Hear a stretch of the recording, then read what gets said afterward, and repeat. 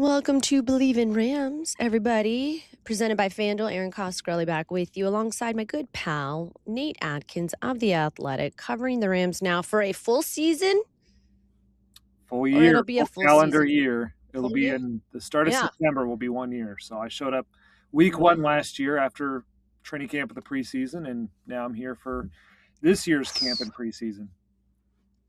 And, because that's how we roll here in Los Angeles, we just wanted to keep you busy because you didn't really get much. You had a busy season as the Rams try to get past the Seahawks in the NFC Championship, but we didn't really want you to have any time off, so we kept you busy by adding a couple of players. No big deal, but yeah. And now we're in the throes of it. Now we're in the throes of it. We've got one preseason game. Let's just get right into it, Nate. Nate Atkins of The Athletic. Go check him out on X. All right, so Nate, we are here, Woodland Hills, Rams HQ preseason. They head to Kansas City. We got to hear from Coach. There's some updates. What's the latest on Puka? He was not back at practice today. Should we be concerned? As of right now, I wouldn't be concerned yet. They said it's I think they said lower psoas injury, which is like around the growing area.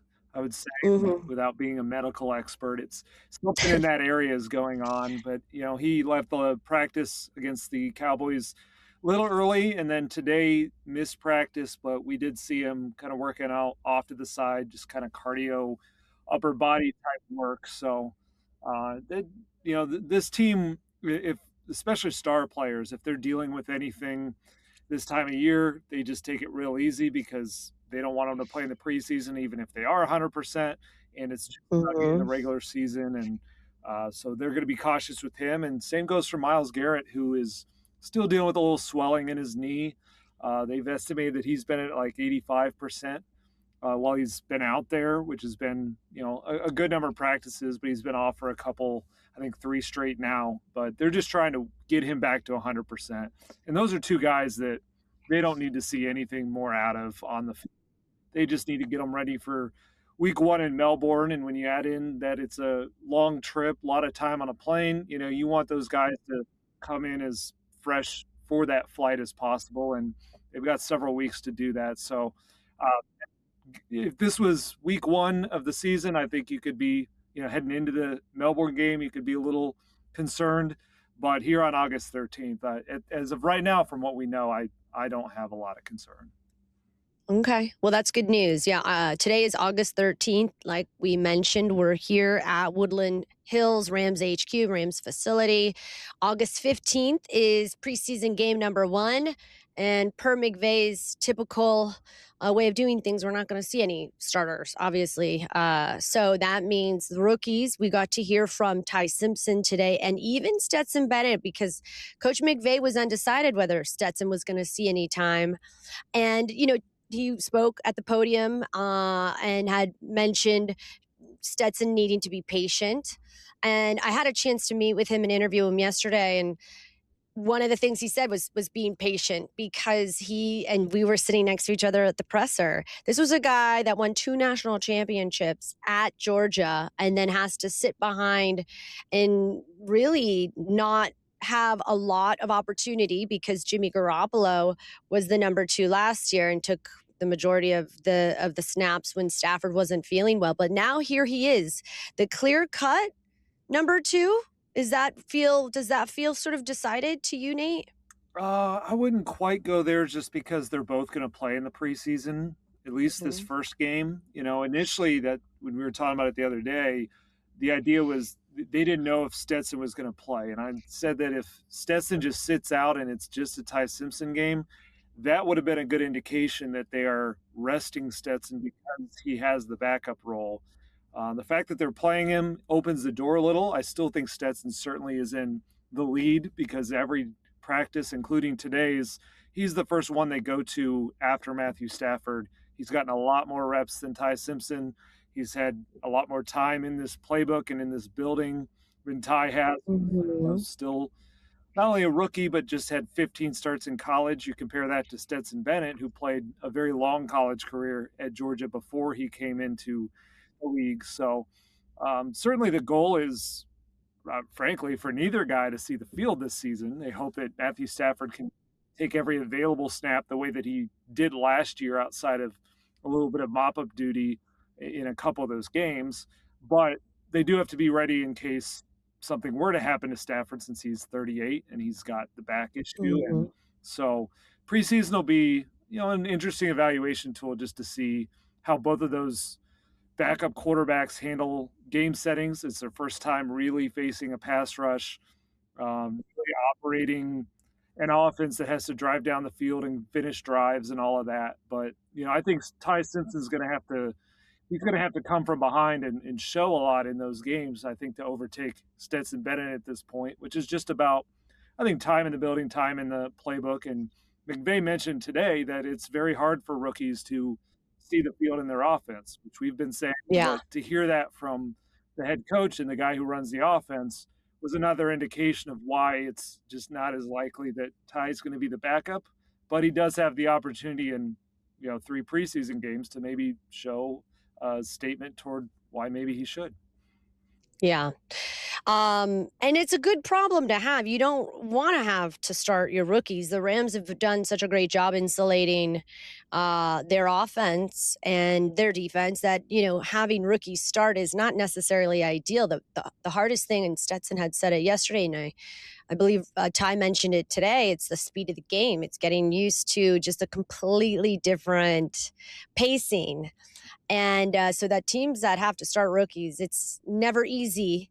But here we are, and we're in a situation where the Rams, like you mentioned, they start the season in Melbourne, and they're looking to finish the season in Los Angeles. One of the things that was interesting brought up to me today while I was with Maria at practice was, McVay has been mums the word, sort of giving details on their travel plans regarding Melbourne, and Rob made a good point. He said the players that are still on this team will not be on the team, not all of them, obviously, once preseason is over. So, coach has not told the team yet. Why would he mention it to players that may not be on the plane down to Melbourne? The thing that Maria mentioned, which was interesting, was it is a 17, 16-hour flight. How big of a plane do these guys, like, are they expected to work out while they're on this plane? Like, what are they going to do? She said, how big of a plane are they? And I'm like, I never really thought about that, because the jet lag is a real thing. And just the impact on an athlete's body being in a flight for so long, it really does impact your body now. Yeah, it does. That's kind of why I'd said that they want to take care of as many health issues as they have before guys have to kind of sit idle for such a long stretch on the plane. Now, they did have a similar flight, at least on the way back from London last year, going from London back to Los Angeles. I want to say that was, I'm guessing here, like a 11-hour flight or something like that. It Mhm. was somewhere in that Mhm. vicinity. They cut down the one on the way over because they stayed in Baltimore after that game before going over to London. Kind of broke it up a little bit, but I don't know. It depends on when they decide officially that they want to go over there. If they approach it like they did London, with London, their goal was to not change their body clocks, and so that's where you try to use a good amount of the flight to sleep and just keep it normal there. But yeah, it's gonna be a lot of idle time, and that's the kind of trip that, like, if you have guys who are not going to play, like if they've already decided they're going to rule somebody out, or it's very very unlikely, they may just not be on that flight, because that's not where you just don't want injured players kind of sitting idle for that long. And then there's tends to be a lot of walking around when you're in these international environments. It's not set up quite the same way as a lot of these NFL stadiums. And so that's been my experience covering teams that had international games in the past, is they leave the injured players behind. But yeah, it's a lot that they're gonna figure out about the body clock, the idle time in the air, and then I think adjusting on the way back too. And that's where it helps that they kind of have like a mini bye, where they'll probably get back, I'm guessing somewhere like Friday night, uh, LA time. something like that. I get so mixed up on the time change, but they'll have at Yeah, least they'll have more than a week before, uh the Monday night matchup at home against the Giants. But that's what's interesting too, folks. So when you go to Australia and you come back, you you go back in time. Mhm. So it's like Australia's like 2 days ahead, and then you get on a flight, you come back and you do a direct shot back. You're back the previous day. So it's this is a first, right? No other NFL team has ever. This is a first ever NFL game in Australia at the Melbourne Cricket Ground, the MCG. And while that is exciting for an Australian fan base, it's not easy for an LA team. In fact, the Rams have the second most travel miles this season, following above them is the Niners because they go to Mexico City. So West Coast teams just unfortunately take the tax of travel when it comes to you know dealing with travel plans, and that's a strategy in and of itself. And but that's not for a couple weeks away. I think we're 28 days away from that. But as we mentioned, preseason game one, August 15th against the Chiefs, Rams on the road. Sean McVay said Stetson Bennett will get the start on Saturday. And of course, obviously, expecting to see Ty Simpson. One of the things I did want to ask you, and I'm curious, it was brought up today at the presser, wide receiver 3. We're not going to see Puka. We're not going to see Davante, but we're also not going to see 2 other wideouts. Do you remember who he mentioned? Jordan Whittington and who was it, Xavier Smith? Kanata. Kanata. And Xavier too, but to me he mentioned Jordan and Kanata in the same. So who's the clear cut? Do we know who the clear cut? Do we feel like we know who wide receiver 3 is, or is there going to be a wide receiver 3? I continue to believe it's just going to be a committee approach. When you look at also, like, if they were to miss Puka Nacua or Davante Adams, I think those guys, the way I've been thinking about it, will have different backups. So Jordan Whittington feels more like the guy that would step in for Puka, do more of the yards after the catch, underneath coverage, beating zone defense type work. Kanata Mumfield is built stylistically more like Davante Adams, and Davante's taking him under his wing, and that traditional outside receiver, outside the numbers, perimeter, downfield type of player. And so when you think about who then is the wide receiver 3, I just think it's going to be a committee approach, unless it's possible that they feel like one of these guys has really stood out over the others. CJ Daniels has had the most active camp, but it's worth remembering a lot of his activity has been with the second team offense going up against the second team Rams defense, which is obviously different than what that role will entail. I just think the skill sets are different enough too. You added Xavier Smith in there, and he's a little bit more of, kind of the gadget player who can operate with the ball in his hands quickly on some of those concepts. And then I just expect them to run lots of 3 tight end sets. And, they've got so many. They've got 5 tight ends that I think they're going to have to find a way to keep all 5 on this roster. And so it makes you wonder how many wide receivers they can keep as it is. They're facing a numbers crunch that'll be interesting to see shake out. But I think if they really saw a clear role they wanted to fill at wide receiver 3, I think they would have invested more in that in the offseason, where they didn't sign any wide receivers. And then the one that they added was a 6th-round pick in CJ Daniels that they like a lot. But again, we talk about how rookies don't see the field often for this offense, and that's a rookie, and that was the only one they brought in from the outside. And so I just think they're going to probably lean more into the tight ends, even more than they did last year. Because if you remember, that 13 personnel stuff, that happened almost at midseason is when they really started to roll that out. Now they have a 17-game slate, and they have 5 tight ends versus 4 last year. I think they're going to lean more into that. And then, like I said, if they do have an injury to Davante or Puka, I think they're going to have more specialized backups for those players. But I just don't think we're going to see like a 3rd wide receiver with a big role this year. Fascinating. That's it's almost like the star, the ones almost have their backup that kind of can give them some rest or change up some looks. And like you said, throw in some wrinkles with Terrence Ferguson was brought up. Coach McVay saying he likes his development, what he's seen, who's now entering his second season. But yes, really did emphasize the fact that these rookies don't see a lot of playing time, or hope to not see a lot of playing time. And we didn't. I'm actually quite curious to see what Jarquz Hunter is going to look like and when's he going to get used. You don't seem so optimistic.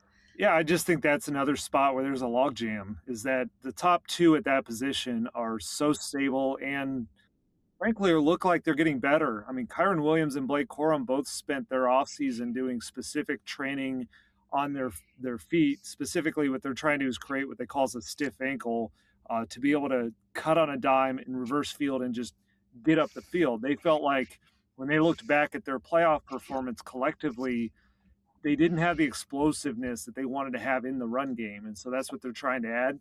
Now, both of those guys miraculously played 20 games each last season, which is just shocking for a running back. So that's where Jarquz gets interesting, is that you should go into a season expecting any high volume running back to miss time. And so that's where having a guy like Jarquz would be really nice. I'm just curious about his spot as it comes to building out the 53-man roster, because he's going to have to find a role on special teams to be a guy that they dress on game day. That third running back role has been that for this team in the past. And I know it especially is when Bubba Ventrone's been the special teams coordinator places, he really likes giving that guy a special teams role.